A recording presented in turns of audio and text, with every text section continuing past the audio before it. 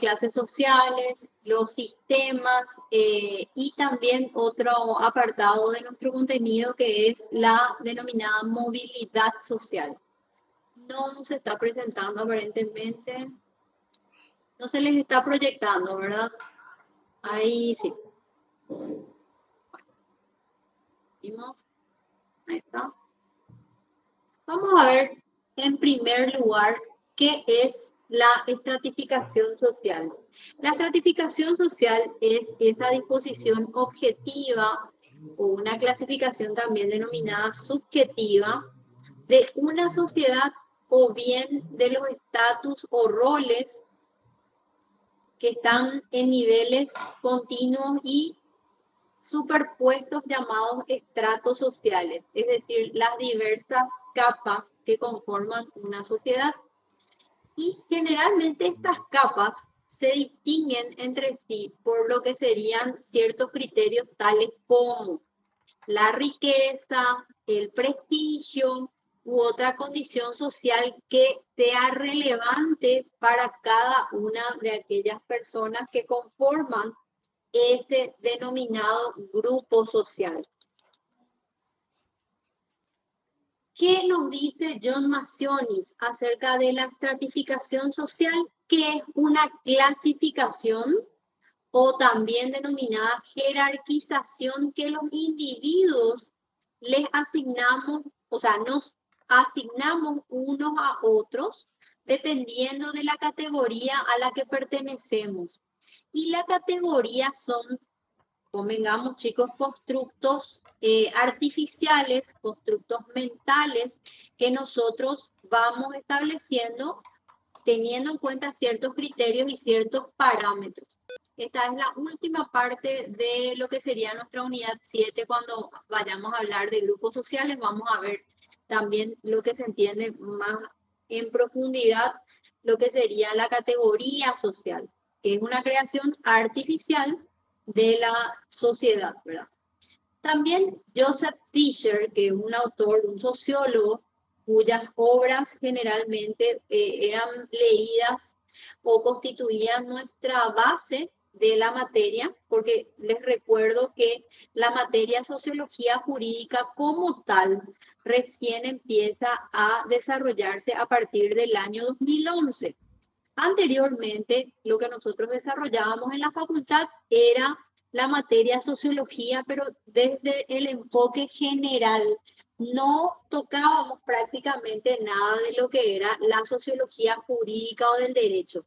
Más bien nos íbamos por el lado de la sociología en general. Y ya a partir del año 2011, nuestra casa de estudios incorpora esta materia ya más específica, que es la de sociología jurídica o del derecho, que si bien, como ustedes verán en el programa de estudios, tiene una parte general, también, que la parte general va hasta la unidad 9 más o menos. Después tenemos una parte intermedia, que es una parte histórica desde la 10 hasta la 15 más o menos.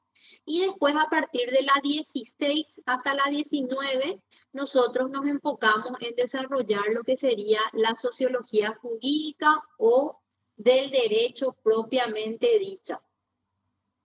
Hay ciertos, antes de pasar, lo que nos decía Fisher acerca de la estratificación social, él decía de que se refería a las capas o a los estratos sociales horizontales en que están dispuestas las personas dentro de una sociedad. Dentro de lo que es el sistema de estratificación social vamos a encontrar principios básicos que conllevan justamente este fenómeno de la estratificación. Primero que nada, toda estratificación o toda sociedad tiene como característica en su conjunto un sistema de estratificación social vigente según el tiempo y según la época determinada. Por eso decimos de que muchas veces, hasta cierto punto, la estratificación social se perpetúa de generación en generación. La estratificación social también vamos a ver de que la podemos encontrar en diversas sociedades y va variando según la característica o el valor que emerja de ese sistema de estratificación social. Y finalmente vemos de que la estratificación social en cuanto a los principios básicos, de que no es una cuestión de desigualdad, sino que es una cuestión que va contra lo que sería la cultura social y está relacionada principalmente con un sistema de creencias de los individuos. Nuestro programa nos pide que veamos, que analicemos 4 sistemas de estratificación social a saber. Empezamos, disculpen,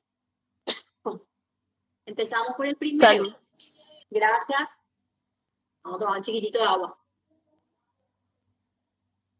El primero de ellos es la esclavitud, que era un sistema de estratificación social que era muy común en la época antigua, por así decirlo, principalmente si nosotros nos vamos a la línea del tiempo, sociológicamente hablando, dentro de lo que serían las sociedades premodernas y las modernas inclusive, porque recordemos de que Brasil fue uno de los últimos países acá en Latinoamérica en abolir justamente la esclavitud. Después tenemos el otro sistema de estratificación social, que es el sistema de castas. Pasamos al siguiente. El sistema de castas es un sistema de estratificación social eminentemente cerrado y que rige actualmente en algunas culturas como la India, por ejemplo. Sigue vigente todavía. Después tenemos el sistema de estados. Este tipo de sistema, este tipo de estratificación social, mejor dicho, estuvo vigente principalmente en la parte de lo que sería la Edad Media. Y finalmente llegamos en la Edad Moderna al sistema de estratificación social denominado de clase social. Vamos a ir viendo en qué consistía cada uno de estos sistemas. A ver.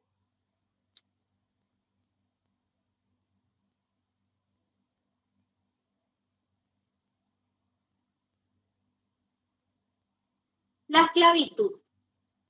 La esclavitud es una forma de estratificación social en la que se basa principalmente en el derecho de propiedad que tiene una persona sobre otro grupo de personas.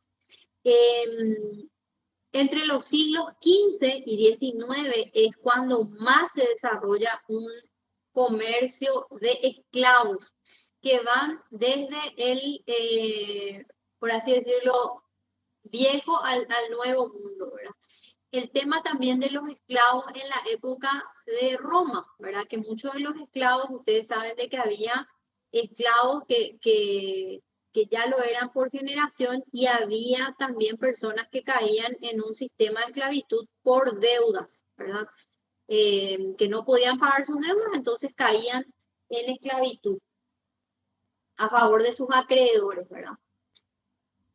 ¿Cuándo se da la abolición de la esclavitud? Y ustedes saben de que principalmente en la Edad Moderna es donde se da el mayor auge en cuanto a lo que sería la emergencia de la protección de los derechos humanos, ¿verdad? Y ahí empieza, vamos a decir, no es que empieza, sino que toma con mayor fuerza, por así decirlo, el hecho de intentar abolir la esclavitud. Hay una convención firmada por la Sociedad de las Naciones. Ustedes sabrán de que la Sociedad de las Naciones es la sociedad antecesora de lo que serían las Naciones Unidas. Y esta convención se firmó de abolición sobre la esclavitud el 25 de septiembre de 1927. Entonces, con esta convención se termina oficialmente con lo que sería el sistema de estratificación social de esclavitud. Ustedes habrán visto muchas novelas brasileras, por ejemplo, alguno capaz que habrá visto Chica da Silva, ¿verdad? Entonces, que realmente tenía mucho así de realista, o sea, en parte, por supuesto, hay partes que tienen de fantasía, pero daba mucho, graficaba mucho el sistema de los esclavos, cómo se daba la vida, cómo era la vida de ellos, ¿verdad? Entonces, con esta convención suscrita por la Sociedad de las Naciones, en el año 1929 es cuando termina oficialmente la esclavitud. ¿Qué es lo que pasaba? En las nuevas naciones americanas se daba muchas veces, o esta abolición de la esclavitud estaba precedida por la libertad de los vientres, que decía que todas las personas que nazcan ya a partir de tal fecha iban a nacer libres por más que sus padres sean esclavos, ¿verdad? Entonces se daba así como un inicio de la libertad. El primer país en el que se abolió la esclavitud acá en América fue Haití. Las provincias del Río de la Plata empezaron en el año 1813 y los últimos países en abolir justamente la esclavitud que estaba bajo dominio español fueron tanto Cuba como Brasil en el año 1888. Entonces, recordemos, sistema de estratificación social denominado esclavitud era ese sistema basado en la propiedad que tenía una persona o un grupo de personas sobre otras personas que eran de su misma condición. El sistema de estratificación social denominado de castas. Esta era una forma de estratificación social que se basaba principalmente en ciertas características que la sociedad denominaba adscritas y hereditarias, es decir, que se heredaba. Uno nacía, por así decirlo, dentro de una casta social y moría dentro de esta casta social, no podía salirse de ella. Es un sistema cerrado de estratificación social. ¿Por qué? Porque no permite que se dé la movilidad social, es decir, el traslado de una casta a otra o la mezcla de una casta con otra. No se permite. Por eso es que le denominan sistemas cerrados y rígidos. ¿Cuáles son los países que estaban vigentes? India. En esta zona existen 4 categorías, ¿verdad? Que están los brahmines, los khatriyas, los vaishyas y los sudras. Y después tenemos otro país que ustedes habrán escuchado, no sé si habrán visto alguna vez una película en donde Nelson Mandela justamente fue uno de los propulsores de que se termine con el sistema del apartheid. ¿Qué implicaba esto? Que los negros no tengan que tener ninguna, como por así decirlo, que no tengan que tener esa dificultad de poder compartir y de poder estar con los blancos. O sea, que no haya discriminación, ¿verdad? Y hay una película muy linda, no sé si por ahí alguno llegó a ver, que se llama Invictus, ¿verdad? Que a través del deporte, en este caso el rugby, se unió a los dos tipos a los blancos y a los negros, como se les llamaba ahí, ¿verdad? Entonces, para que tengan en cuenta, ¿verdad? Entonces, ese sistema de estratificación social denominado castas sociales era un sistema, ahí vuelvo otra vez a ponerles, disculpen un segundito porque estoy mirando si es que por ahí no están pendientes de unirse. Era un sistema que no permitía la movilidad social entre las diversas castas que conformaban. Entonces, sí o sí, una casta tenía que quedarse, o sea, perdón, una persona que nacía en una casta tenía que quedarse en ella, ¿verdad? Ahí van a ver dentro de lo que sería los sistemas de estratificación social vigentes en la India. Está en la pirámide, por así decirlo, ahí arriba mismo están los sacerdotes y las personas intelectuales. Por debajo de ellos está la casta de los guerreros y de los reyes. Por debajo de estos están los comerciantes, seguidos de los campesinos y trabajadores. Y hay una última casta que sería algo todavía asimilable a los esclavos, por así decirlo, o peor tal vez que los esclavos porque eran los denominados Dalits, o sea, son los denominados Dalits o intocables, es decir, aquellas personas que supuestamente están contaminadas y a quienes no se las puede tocar porque uno se contamina y ya queda más o menos marcado de por vida, ¿verdad? Entonces, son esos sistemas, vamos a decirle que sistemas de castas que estaban vigentes en la India. Después tenemos otro sistema que habíamos visto, que era el sistema de estratificación social denominado de los estamentos sociales. En este caso, estaban estos estamentos sociales vigentes en la Edad Media principalmente. ¿Y en qué consistían estos estamentos sociales? Había un primer estamento que estaba conformado por lo que sería la nobleza, que era esa clase que estaba por encima de todos los demás, que era la que gozaba del mayor prestigio, del mayor honor dentro de todas las demás clases sociales. Generalmente tenían ciertos símbolos, ciertos escudos de la familia, ciertos títulos nobiliarios que los distinguían de los demás, eh, y muchas veces repudiaban, no es que muchas veces, sino que estos que conformaban esta clase, este estamento social, repudiaban realizar actividades que no sean propias de ese estamento.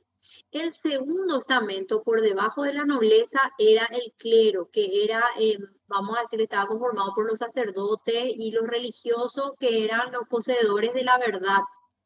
Y el tercer estamento estaba conformado por los campesinos y los artesanos, ¿verdad?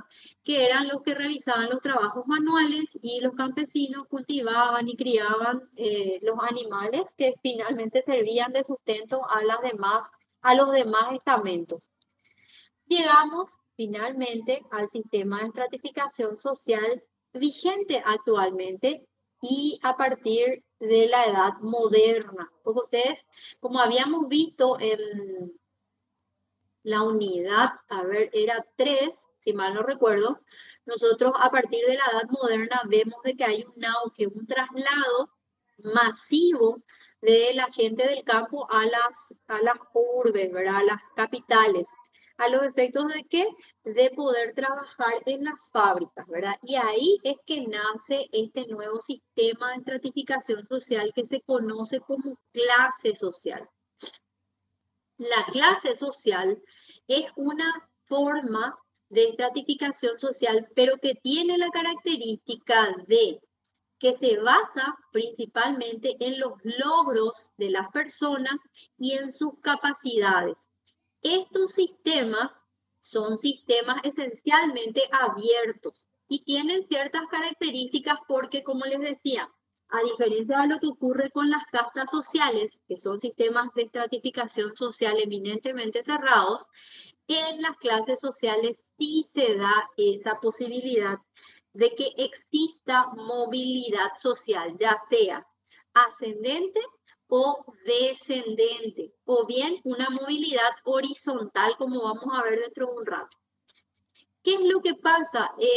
Dentro de lo que sería la clase social se permite una mayor libertad en cuanto a lo que sería la elección de pareja. Ustedes sabrán de que en el sistema de estamentos y también en el sistema de castas muchas veces existía ya esos matrimonios arreglados que eran producto ya de acuerdos de años y años que los padres hacían muchas veces antes de que nazca inclusive la criatura, ¿verdad? Entonces esto queda digamos, de lado cuando emerge este sistema de estratificación social denominado clase social. Aquí ya la ocupación o el empleo es una cuestión de deber moral, sino, o sea, ya no es una cuestión de deber moral, sino es una cuestión de elección de cada persona. Porque eso pasaba también en el caso de los estamentos. Quienes nacían artesanos, artesanos más o menos debían morir. Se encargaba de la agricultura, bueno, sus padres eran agricultores, él tenía que ser agricultor. En este caso ya no, ya se permite libertad en cuanto a la elección de la profesión, en cuanto a la elección de pareja, en cuanto a la educación que le vamos a dar a nuestros hijos y en relación a esto permite lo que sería, como les decía, la movilidad social, ¿sí? Vamos a ver algunos, acá tengo algunos, vamos a decirle algunas proyecciones en donde vemos los tipos de estamentos en la clase media, los tipos de estratificación social. Ven que ahí arriba estaba el rey por encima de todos. Por debajo del rey estaban los duques, los condes y los altos prelados. Debajo de estos estaban los denominados caballeros, señores, obispos y abades, los que tenían los títulos también nobiliarios en parte. Y finalmente ahí abajo en la base estaban los soldados, los campesinos y los denominados siervos de la gleba, que eran no más que dueños de los hijos que pudieran engendrar, por así decirlo. Vamos a ver en la siguiente proyección el sistema de estratificación social que se daba en la época colonial.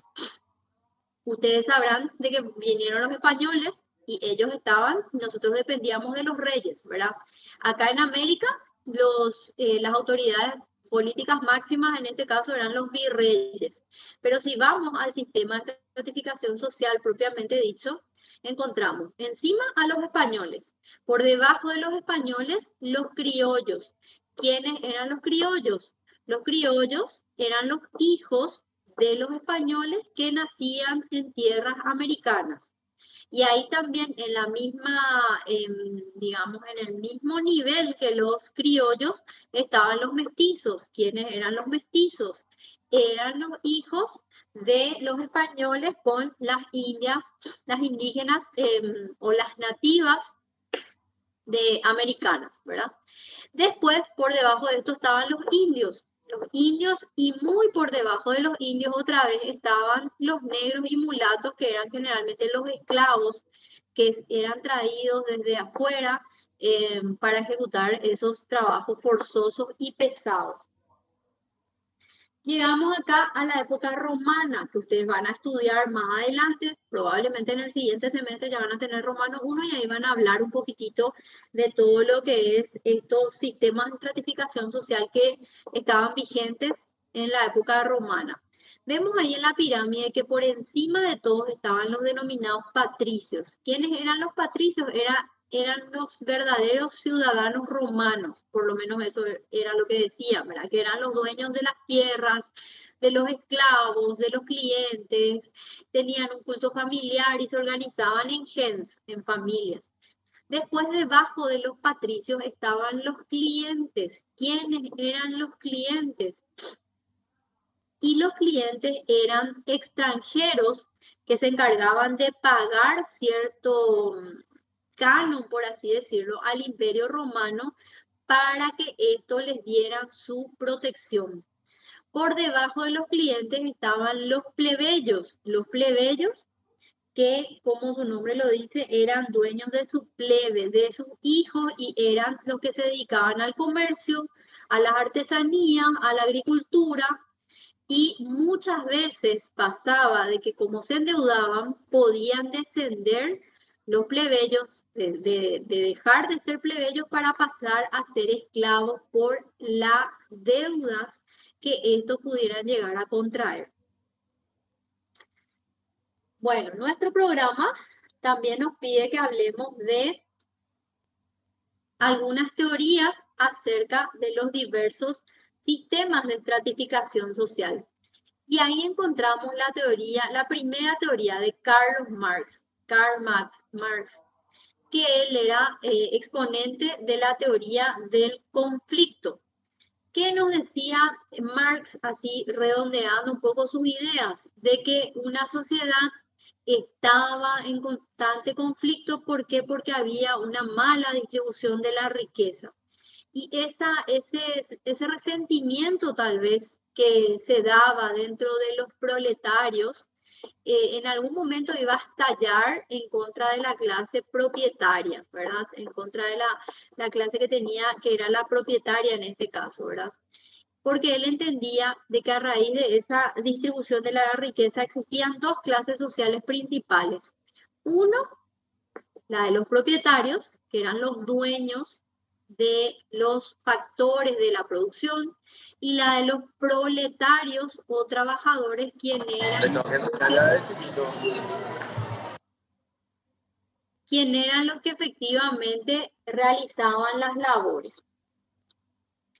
¿Qué nos decía Marx? A checar un poco esto, no sé por qué se descompaginó todo.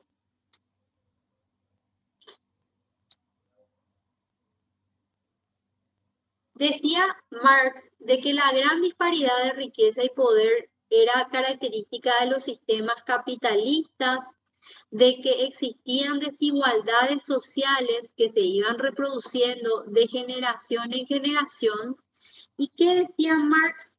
de que ese sistema de beneficios y recompensas no debería estar vinculado a las capacidades y a los méritos de las personas, sino que tenía que haber un sistema igualitario de reparto de las riquezas.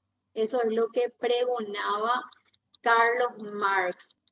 Ahora vamos a ver brevemente qué nos decía Max Weber, que era otro de los sociólogos clásicos que vamos a ir viendo. Weber hablaba de que clase significaba posición que una persona ocupa en el mercado. Y esta posición estaba dada por los siguientes extremos: que una persona tenga o posea, en este caso, bienes o no, ¿verdad? Bienes patrimoniales, que según sea que se puedan llegar a utilizar, puedan ser poseedores. Por ejemplo, el caso de las personas que tienen bienes y los rentan. O también ser empresarios, que daban lugar a clases lucrativas, ¿verdad? Por un lado los empresarios y por el otro lado los trabajadores, con los campesinos y los artesanos independientes ahí en el medio de ambos. Este sociólogo, Max Weber, coincide en el pensamiento de Marx de que el sistema de estratificación social puede llegar a generar, o genera más bien, conflicto, ¿verdad? Por la distribución que existe de los diversos, de las diversas riquezas, ¿verdad? Entienden de que hay una distribución desigual. Él llamó, Max Weber llamó clases sociales al conjunto de situaciones de clases entre las cuales resulta fácil la movilidad intra e intergeneracional. Y ahí enumera como sistema de clases sociales al proletariado, a la burguesía pequeña, a los expertos profesionales y a los empresarios, y privilegiados por la educación. Entendía, en este caso Weber, de que los grupos de estatus pueden corresponderse o no con los sistemas de clases sociales y pueden seguir o no los diversos lineamientos que existen en ese momento.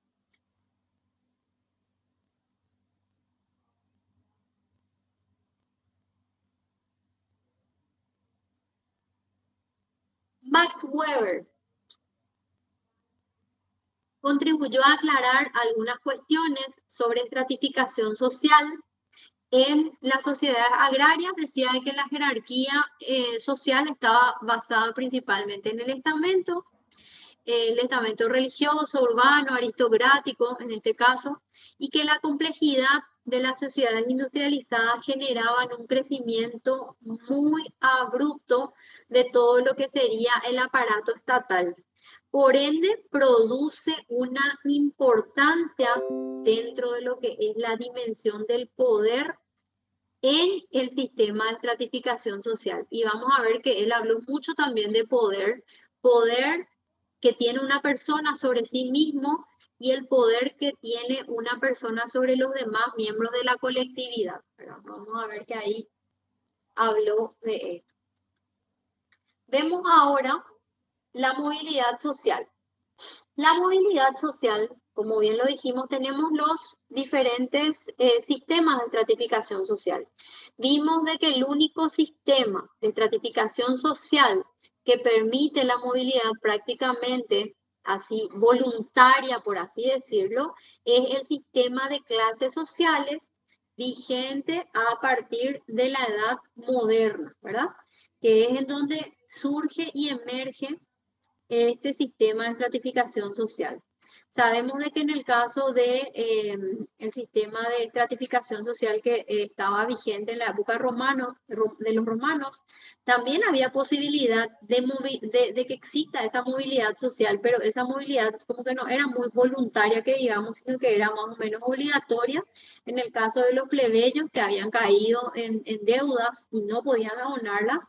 Entonces entregaban su cuerpo, es decir, se volvían esclavos a los efectos de evitar que toda su familia inclusive pudiera caer en esclavitud. O inclusive entregaban a miembros de su familia como esclavos, ¿verdad? O sea que no era una movilidad querida, no era una movilidad voluntaria, sino que era una movilidad obligada por las circunstancias. Entonces, ¿en qué consiste la movilidad social? En ese cambio de estatus de una persona, grupo o categoría de una posición o estrato social a otro. También puede denominarse como un desplazamiento de posición dentro de la estructura social. Hay ciertas consideraciones que tenemos que tener en cuenta al momento de hablar de movilidad social. La movilidad social no es un movimiento continuo e ininterrumpido, sino que va pasando por etapas. Por lo general, dentro de lo que sería una comunidad rural, no tienen grandes diferencias entre una y otra clase social, ni tampoco tienen una gran escala de sistemas de estratificación social.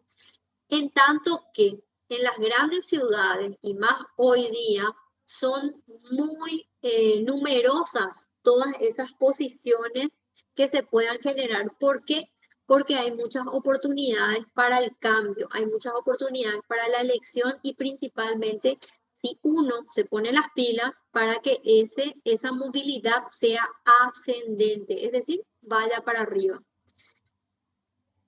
Entonces, en base a todo esto, en base a estas consideraciones, podemos llegar a la conclusión de que siempre el medio urbano va a ser más favorable en cuanto a la movilidad social ascendente que la movilidad rural.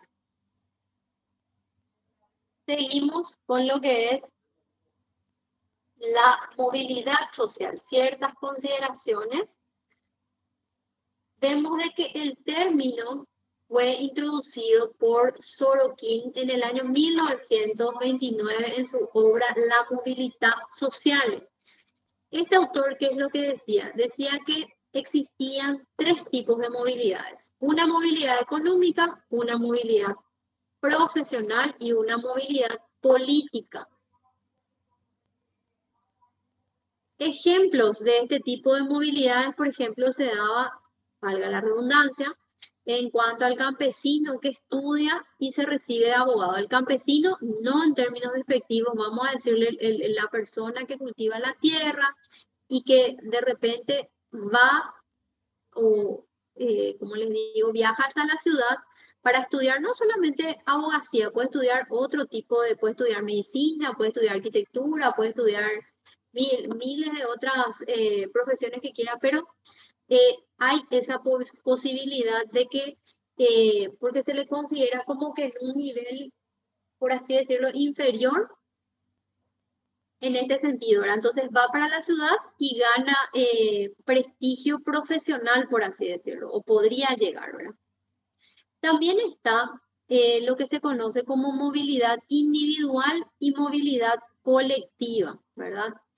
¿Qué es lo que pasa? Hoy día nosotros chicos estamos viviendo en la sociedad de servicio, tecnología, de la información y sobre todo de la especialización. O sea, cada vez nosotros nos tenemos que especializar más y más, cada vez surgen más especialidades porque es mayor la necesidad, por así decirlo, de contar con profesionales que, a ver, ¿cómo les digo? De profesionales que puedan desempeñarse de manera adecuada dentro de un fuero o dentro de una profesión en específico. Y no solamente, vayamos a nuestro ejemplo típico, abogados.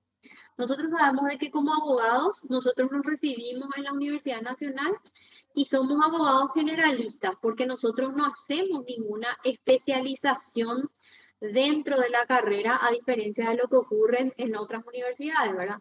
Que sí, ya a partir de ciertos años o semestres, uno ya va orientándose hacia la especialización que quiere tomar, ¿verdad? Esa especialización nosotros la hacemos voluntariamente y a pulmón, por así decirlo, porque terminamos la universidad y nosotros nos abocamos a lo que consideramos que queremos ejercer, nos vamos hacia el lado civil y comercial, nos vamos hacia el lado laboral, nos vamos hacia el lado de la niñez y la adolescencia, nos vamos hacia el lado de lo penal. Hoy tenemos muchas especialidades más dentro de lo que es el derecho, por así decirlo. Está el derecho administrativo, que ya estaba anteriormente desde hace de larga data. Tenemos lo que es el derecho deportivo, el derecho cooperativo, por ejemplo, derecho aeronáutico y espacial, derecho marítimo. O sea, tenemos miles de especialidades que podemos, a las que podemos recurrir para ejercer, por así decirlo, ¿verdad? Pero no hay una formación, o sea, no hay una universidad que dentro de la malla curricular ya dé esa formación específica, por así decirlo, sino que nosotros luego de recibidos tenemos que optar por alguna de esas especializaciones y ya nosotros voluntariamente vamos efectuando nuestras especializaciones. Vamos a ver, como ya les adelantaba, que la movilidad social tiene dos variantes. Una horizontal, que es un movimiento de atrás para adelante, pero siempre dentro del mismo nivel, ¿verdad? ¿Cuáles serían los ejemplos típicos en estos casos? El matrimonio de ciertas personas que, aunque sean extrañas, vengan de una misma clase social, por así decirlo, ¿verdad? Y o sea, el movimiento, la movilidad social vertical, que es el que puede darse de arriba hacia abajo o viceversa. Es decir, que la persona puede desplazarse de una posición elevada y descender o viceversa. Vamos a ver también de que existen otros tipos de movilidad social aparte de la movilidad social ascendente y la movilidad social descendente. Y estas son las que nos hablaba Gerke. Movilidad económica, que se refiere al crecimiento patrimonial que pueda tener una persona a través de la adquisición de bienes inmuebles o su participación dentro de una sociedad comercial. Ustedes saben de que están las denominadas acciones eh, que, que se dan dentro de las sociedades comerciales, que hoy ya no son denominadas sociedades anónimas. También están otros tipos de sociedades, las SRL, y tenemos otros tipos de sociedades más simples también, ¿verdad? Entonces, la movilidad económica se refiere al crecimiento patrimonial. La movilidad política se refiere a la influencia que ejerce una persona sobre ciertos grupos que detente ciertos recursos y que tenga un cargo administrativo o funcional. Y la movilidad profesional se basa en el trabajo realizado, en la estabilidad y ese prestigio que va obteniendo a lo largo de su vida, ganando ciertas gratificaciones y ciertos privilegios dentro de la sociedad. Entonces tenemos otros tres tipos de movilidad: la económica, la política y la profesional. Económica, crecimiento patrimonial. Política, influencia sobre ciertos recursos, sea por detentar un cargo administrativo, un cargo funcional. Y finalmente la profesional, que tiene que ver con el trabajo que realiza una persona dentro de la sociedad. Hay ciertos factores que influyen para la movilidad ascendente. Se me desconfiguró todo, no sé qué pasó. Voy a checar un poco esto.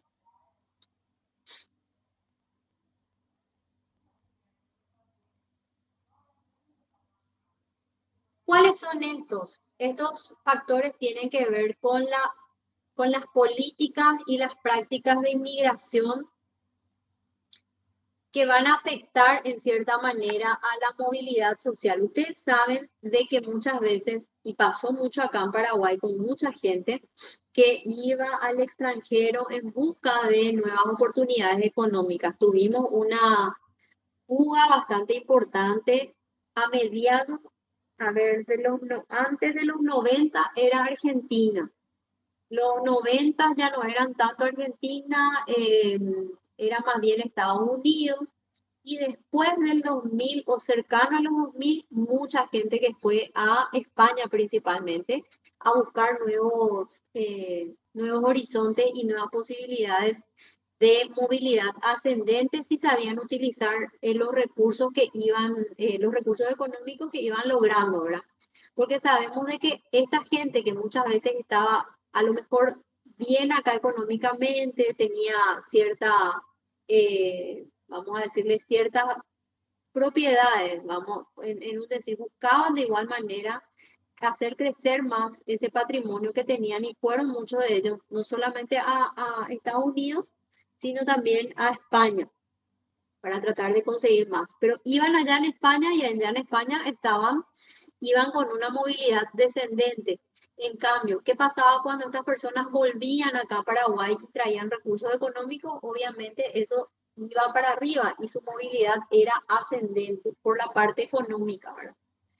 También tiene que ver con la movilidad, la fecundidad que se dé dentro de las clases sociales, ¿verdad? En las clases altas generalmente no es que se busque tener tantos hijos, a diferencia de lo que pasa con las clases sociales un poco más bajas, vamos a decirle, donde las clases sociales tienen más hijos y este tema de tener grandes familias muchas veces hace de que eh, produzca cierto, a ver, ¿cómo les diría? Cierto receso, por así decirlo, en cuanto a lo que sería la movilidad ascendente. O sea, como que se paraliza un poco la posibilidad de que tengan esa movilidad ascendente. También influye que haya o que exista algún tipo de competición individual. Se dice de que muchas veces una sociedad competitiva es la que estimula esa movilidad para arriba, pero también permite eso de que se dé la movilidad descendente para quienes se consideran fracasados. La disponibilidad de oportunidades de prepararse una persona para el proceso competitivo es un factor en este caso secundario. Y las pautas de desigualdad en una sociedad influyen mucho dentro de lo que serían las perspectivas de movilidad social. Finalmente, llegamos a un apartado de lo que tenemos en Paraguay en cuanto a pobreza y desigualdad social. Nosotros vemos de que acá en Paraguay lamentablemente existe eh, un distingo bastante importante entre lo que sería existe mucha pobreza dentro de lo que sería el Paraguay. Basta recorrer las calles muchas veces y se dice de que el 5% de la población del Paraguay es dueña del 90% de la riqueza del país, ¿verdad? Imagínense a qué conclusión se arriba en estos casos, ¿verdad? Y no solamente acá en Capital, ¿verdad? Basta ir un poquitito a Central o a diversas ciudades del interior del país, en donde encontramos una pobreza bastante creciente, por así decirlo, ¿verdad? Y en este caso, considero oportuno que falta mayor inversión por parte del Estado en cuanto a lo que refiere a educación principalmente, salud por sobre todas las cosas y seguridad.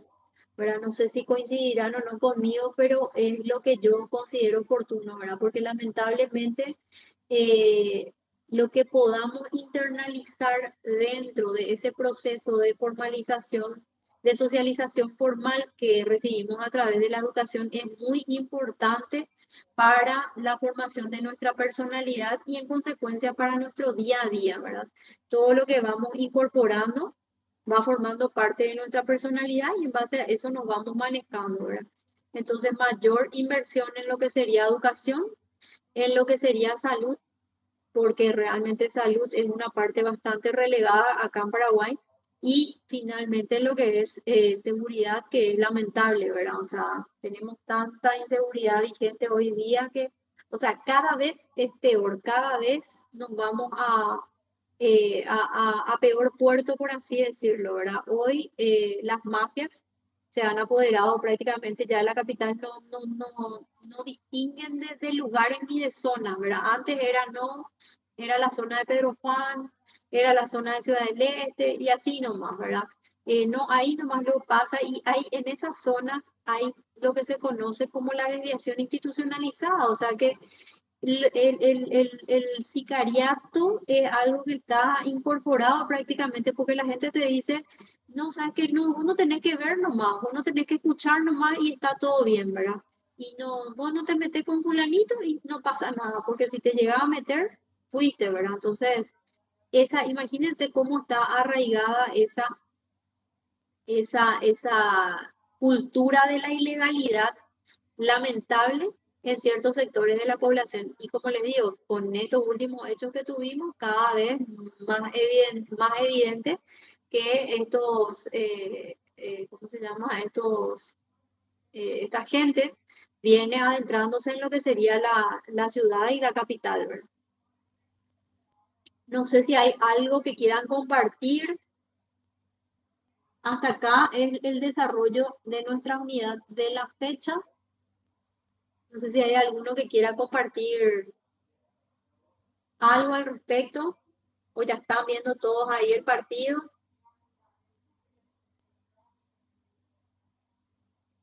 Estamos atentos a tu clase, profe.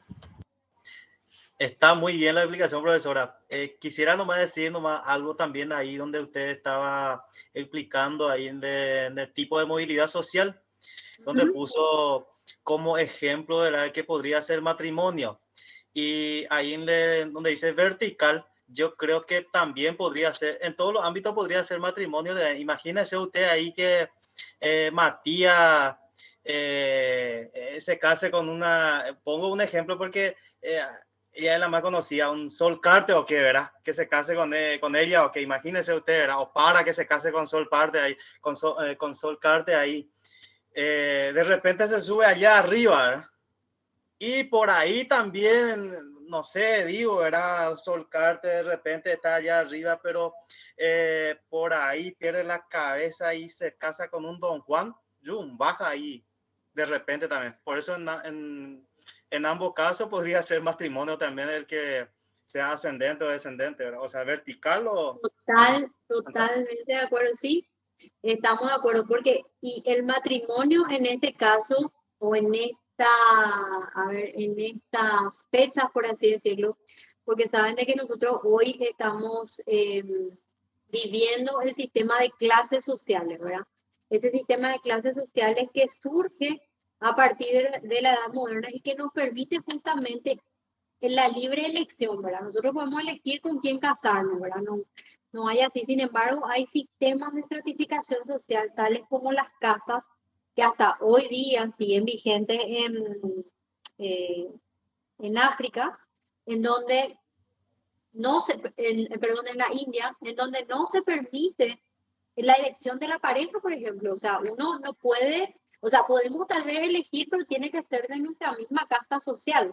Nos pasa lo mismo con los que conformamos el sistema de clases sociales, que tenemos justamente esa posibilidad de elegir a nuestra pareja, de elegir nuestra carrera, etcétera, etcétera. Por más de que a veces esa elección se vea un poco forzada de acuerdo a las necesidades, porque a veces a muchos capaz le habrá pasado de que, bueno, quería estudiar medicina, ustedes saben de que medicina es una carrera sumamente costosa, y entonces que por las circunstancias de la vida y las circunstancias económicas principalmente de su momento, de su entorno, se vio privado de elegir esa carrera que era de su preferencia, ¿verdad? Entonces, pero eso es lo que nos da justamente este sistema de clases sociales, la posibilidad de elección y de que a través de esa elección se pueda dar esa movilidad social, ya sea ascendente o sea descendente.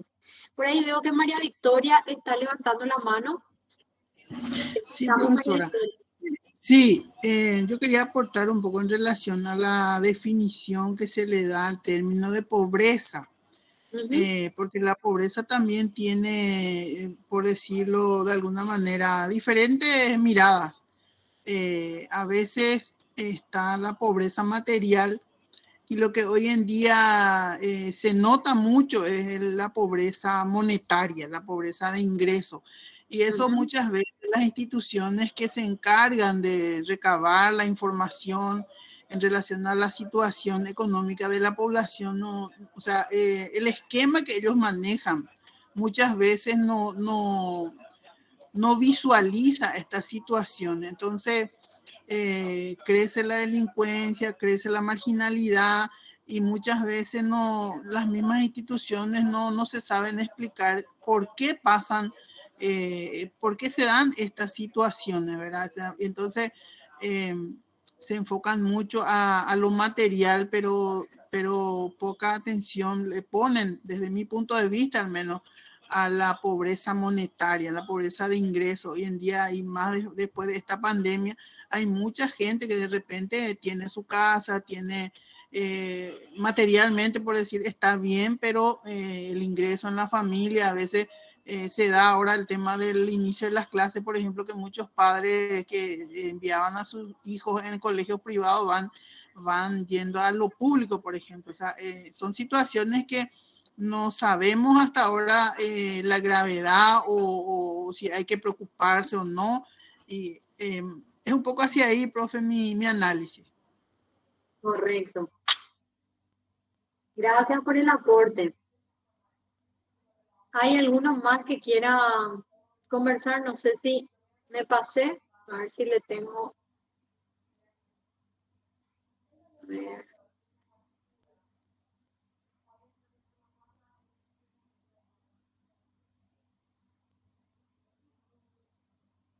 No sé si hay alguno más que quiera dar su parecer. Si hay alguna consulta, alguna duda que tengan al respecto. Aprovechando un poco que seguramente ustedes habrán escuchado el tema de que se levantaron todas las restricciones sanitarias.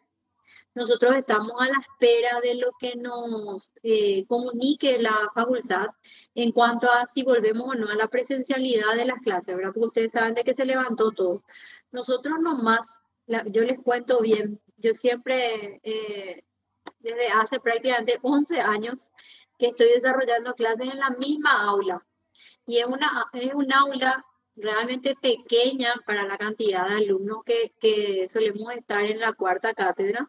Entonces, muchas veces solicité los primeros días del año, tenemos la posibilidad de utilizar las aulas, como quien dice, las aulas de los otros semestres, pero ya a partir ¿cómo les digo? A partir del mes de febrero, en donde empiezan los siguientes semestres, ya no podemos utilizar las clases. Entonces, y somos muchos, no entramos, lo siento, a ver cuánto estamos ahora en el clase. Denme 2 segundos. Profe, ¿y eso cuándo por ahí se va a determinar? Porque como para que los alumnos podamos organizarnos, ¿verdad? Porque ya llevamos, digamos, un ritmo, Exacto. Yo, o sea, si a mí me preguntan, o sea, yo soy muy partidaria de que si empezamos de una manera, por lo menos el semestre vamos a terminar de una manera, ¿verdad? Les cuento nomás nuestra anécdota de lo que nos pasó. Por ahí alguno que ya trabaja con algún colega va a saber lo que nos pasó con el expediente, los expedientes que eran en formato papel, ¿verdad? ¿Qué pasó? De la noche a la mañana vinieron y dijeron de que no, que los expedientes se iban a tramitar de manera electrónica, no importa que hayan iniciado en formato papel. Y esos expedientes eran conocidos como los expedientes híbridos. Se armó tremendo despelote porque para nosotros era un estrés mental que en el sistema de gestión jurisdiccional que maneja el Poder Judicial no cargaban todas las actuaciones de esos expedientes que estaban en formato papel. Y lo mismo nomás me pongo a pensar con ustedes, ¿verdad? En el caso de ustedes, nosotros prácticamente estamos terminando el segundo mes de clases, porque nosotros empezamos en la primera quincena de enero, perdón. Y bueno, ya tenemos estructurado de una manera, ¿verdad? Vamos a ver que determina la facultad al respecto de si volvemos o no a la presencialidad o cómo vamos a hacer, ¿verdad? O sea, hacemos un sistema híbrido también, nomás no, la facultad no está preparada para que nosotros podamos transmitir de repente desde la facultad y también vayan algunos por lo menos a la facultad, ¿verdad? O sea, es todo un tema, o sea, no estamos preparados en ese sentido, ¿verdad?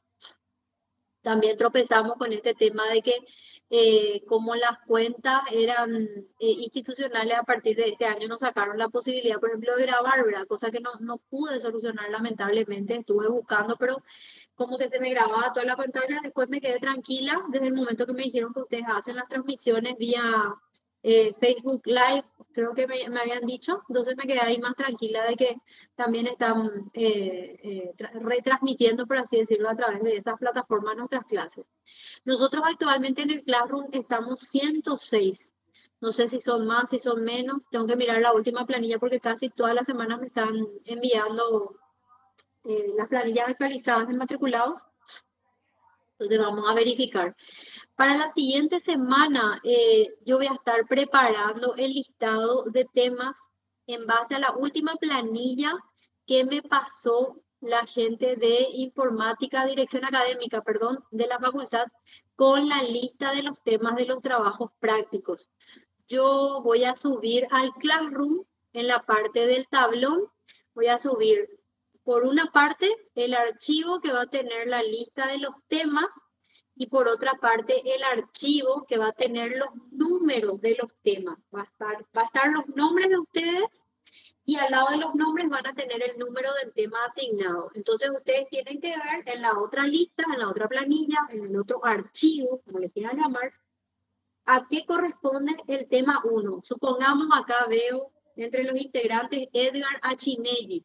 Bueno, Edgar Achinelli, ejemplo, tema 1. Entonces Edgar va a ir a mirar en el otro archivo a qué corresponde el tema 1 y va a desarrollar el tema 1. Y aparte un tercer archivo en donde van a encontrar las especificaciones del trabajo práctico. Yo generalmente les suelo dar mínimo un mes y días inclusive para que ustedes se tomen su tiempo a poder hacer el trabajo práctico. Les recuerdo, les reitero que ese trabajo práctico es de presentación obligatoria. Por más de que ustedes hagan más de 30 puntos con los dos parciales y no tuvieron su trabajo práctico, no van a poder rendir el examen final. Y esto no solo para mi materia, sino que también para todas las demás materias, porque es el mismo sistema, el mismo proceso de evaluación, ¿sí? No sé si hay alguna consulta. También me estuvieron preguntando, creo que ustedes, el tema de las fechas de los parciales. Voy a tratar de que para la siguiente semana ya tengamos las fechas para que puedan tener eso también a mano y puedan ir agendando, ¿verdad? No sé si de por ahí tienen fechas ya en otras materias. Me gustaría, por favor, que los delegados, en este caso Daniel y el nombre de nuestra delegada, me viene el nombre de mi delegada X, no me estoy acordando. Silvina, profe. Silvina, ¿verdad? Silvina. Silvina, sí. Si me pueden pasar, si ya tienen fecha de los parciales, entonces agradecería para poder establecer ahí que no les coincida con las otras materias. ¿Qué les parece? Si ya tienen fecha las otras materias.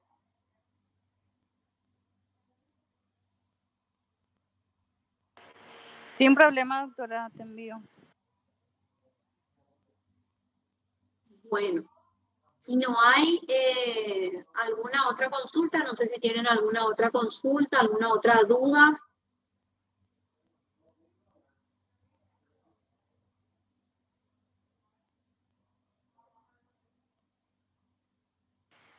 Yo tengo una consulta, profe. A ver, te escuchamos, Silvina. No sé si hablaste sobre eso, pero creo que yo no escuché. ¿Tus parciales van a ser presenciales o virtuales? Reitero, ustedes sabrán de que el gobierno dispuso el levantamiento de todas las medidas restrictivas, salvo la utilización del tapaboca y no recuerdo si había otra más, pero creo que era la utilización del tapabocas básicamente. Entonces, nosotros estamos a la espera de que la facultad determine de si volvemos o no a la presencialidad a partir de este semestre o bien a partir del siguiente semestre. Entonces, como les digo, no les puedo decir si sí o si no, porque es un poco irresponsable de mi parte, dado que hubo este cambio de parte del gobierno. Entonces, nosotros siempre estamos supeditados. Ustedes sabrán de que todas las instituciones educativas estamos supeditadas a las decisiones del gobierno. En este caso se levantó y nosotros dependemos de lo que diga la rectora de la Universidad Nacional y también los organismos que están por encima, el CONES, por encima de la Universidad Nacional. Entonces dependemos de eso. Una vez que tengamos, yo pienso que esta semana vamos a tener ya, vamos a tener respuesta y vamos a saber si es que nos vamos a la presencialidad en cuanto a las clases y retomamos todo en la presencialidad o seguimos manteniendo esta posibilidad de dar las clases a distancia, por lo menos por este semestre, ¿verdad? Y tal vez hacer las evaluaciones parciales de manera presencial. Vamos a ver qué se decide. Junior, ¿querés hablar? Te escuchamos, Junior. Sí, profe, yo te quería hacer una pregunta. ¿Vas a dar un cuestionario, algo para el examen o todo lo que se dio, lo que vamos a estudiar para el examen? Eso me quería preguntar, ¿que vas a hacer algo en el claro, las lecciones para que nosotros vamos a estudiar? Usted, yo si mal no recuerdo, vamos a corroborar nomás por las dudas, yo creo que ya había subido el instrumento y el programa. Ustedes ya tienen en el Classroom el programa de estudios, ¿sí? Nosotros desarrollamos y únicamente tocamos, incorporamos en el parcial lo que se desarrolla en clase, ¿sí? Siempre siguiendo nuestro programa de estudios. Que ahí el micrófono está un poco fuerte. Ahí ya desactivo. Perdón, profe. Sí. Terminando nomás de responder lo que me consultó. Hola, una consulta. ¿Grupos de cuántos sería para el trabajo? 2 segundos termino lo de Junior. Okay. Lo que va a ingresar en el examen es solamente el tema de las unidades que nosotros vamos desarrollando. Hoy llevamos desarrollando la unidad 5, que es la unidad de estratificación social. Yo les había hablado que tenemos unos libros bases, que son los libros de autoría del doctor César Coll, que es Sociología General, para esta primera parte. Generalmente, yo les digo que tratamos de terminar esta parte de Sociología General y todas las 9 unidades entran para el primer parcial y las siguientes entran para el segundo parcial. No sé si está respondida, Junior, tu pregunta y le escuchamos a Araceli. Sí, profe, perfecto. Araceli, te escuchamos. Profe, en mi consulta es si grupos de cuánto tienen que conformar para el trabajo. No, el trabajo práctico es individual. Cada alumno va a tener asignado un tema y se va a encargar de desarrollar su tema en base a las consignas que van a estar presentadas ahí dentro del Classroom.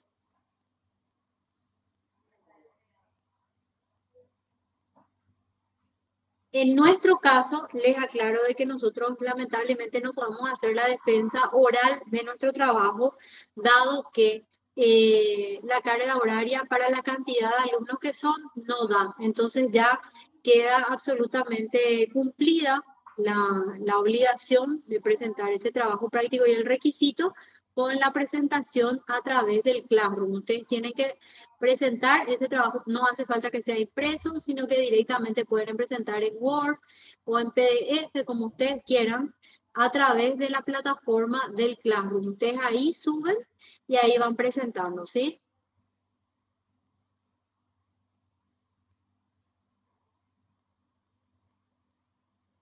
Sí, No profe, sé se entiende. ¿Se entendió? Bueno, no sé si hay otra duda, otra consulta. María Leticia, te escuchamos. Un comentario nada más. Técnicamente usted, como usted dijo, preferiría dar a término este semestre de la manera en la que lo estamos haciendo, ¿verdad? Virtual, y en todo caso los exámenes finales hacerlo en forma presencial. Me imagino que usted también sobre la hora estará llegando a su casa de donde está trabajando, ¿verdad? en menos de 10 Vamos, minutos saliste y ¡paz! Sobre la cámara, ¿verdad? Entonces, y me imagino lo que va a ser los que estamos al otro lado de la facultad para llegar. O sea así que, mismo. y por Y ahí ese sería un punto interesante que ustedes hagan hincapié eh, con los delegados y a través de los delegados para que puedan plantear y sugerir esas propuestas de por lo menos terminar, ya que empezamos este semestre de esta manera y que encima cuesta, no costó organizarnos, vamos a decirle, a distancia.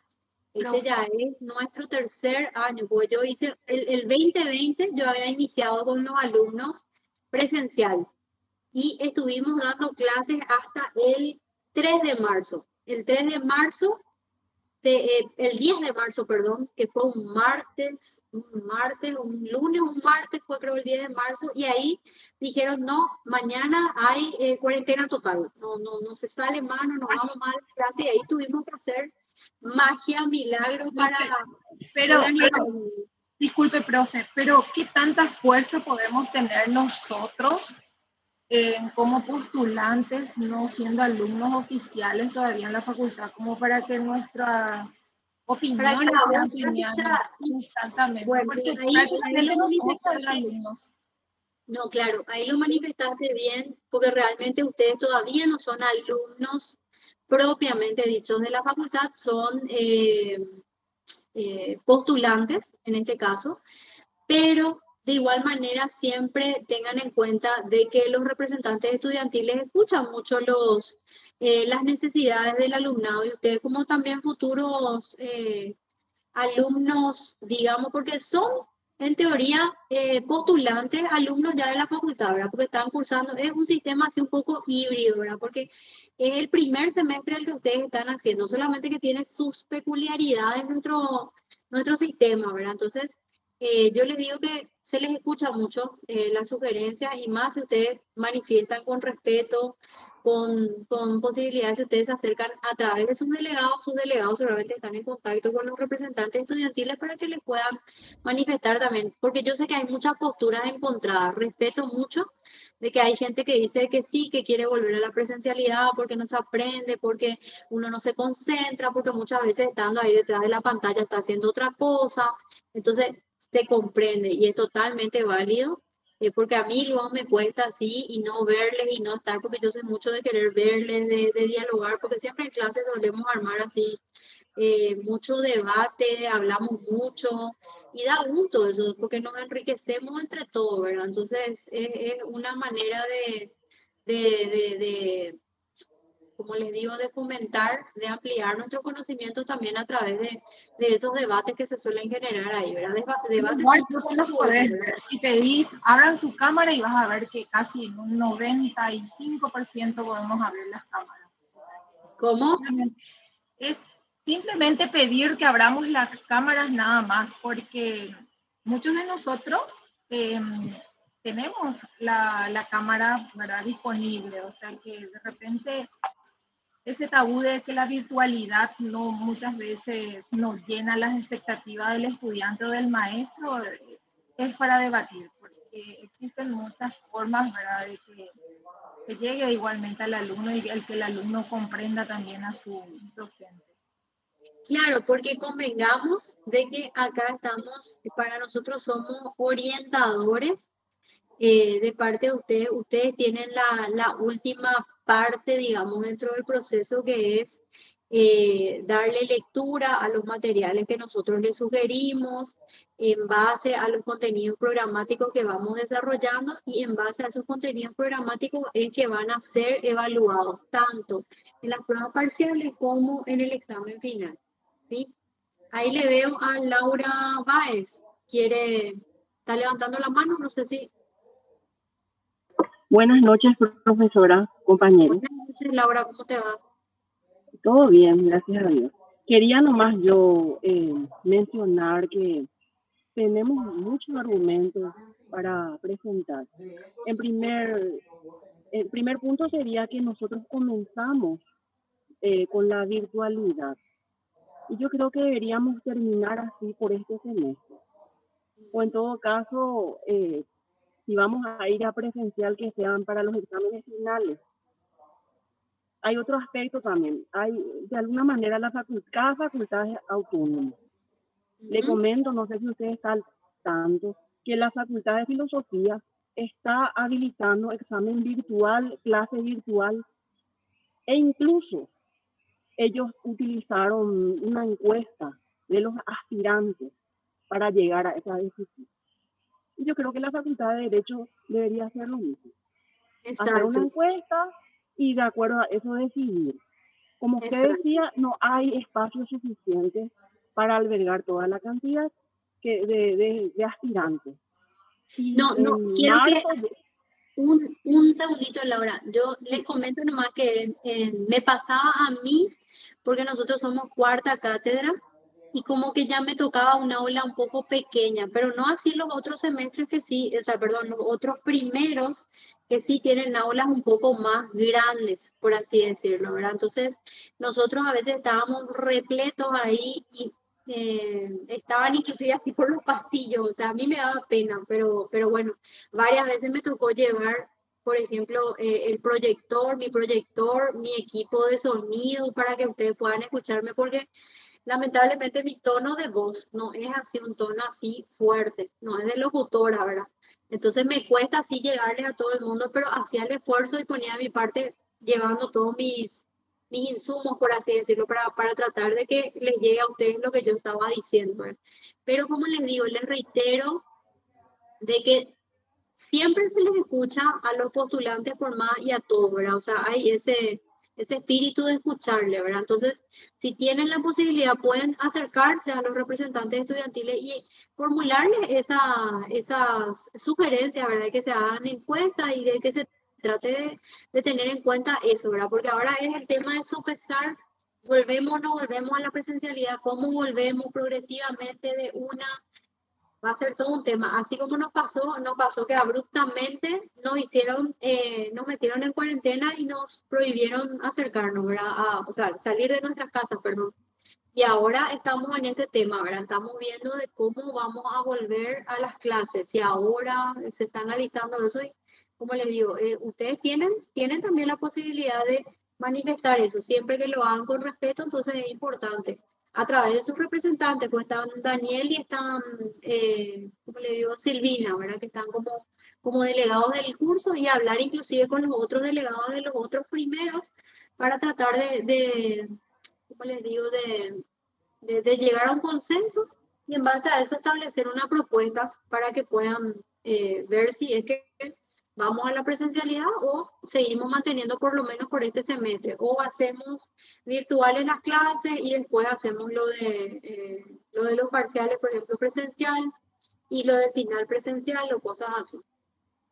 Es la sugerencia que les puedo dar, ¿verdad?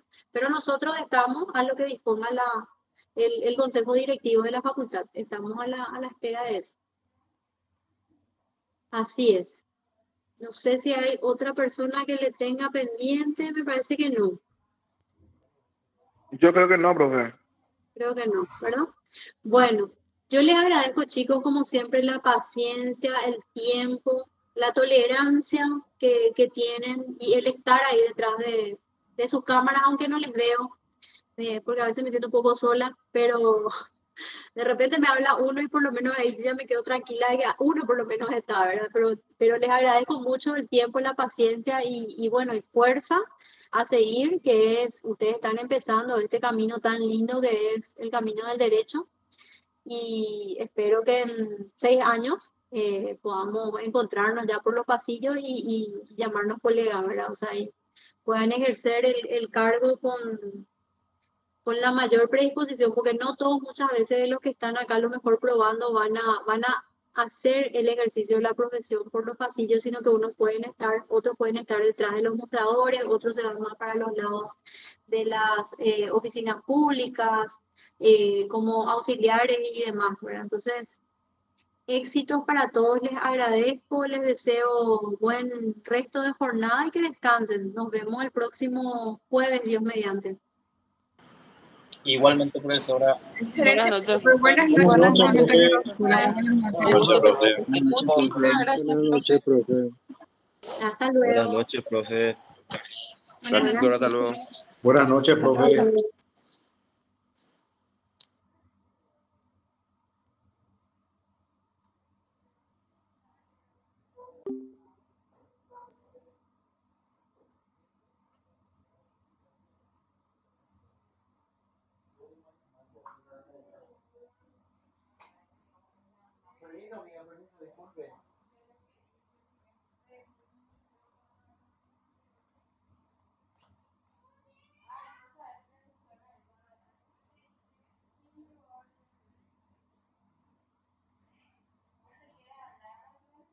No, no fue ella. No fue ella. No diga nada que está grabando.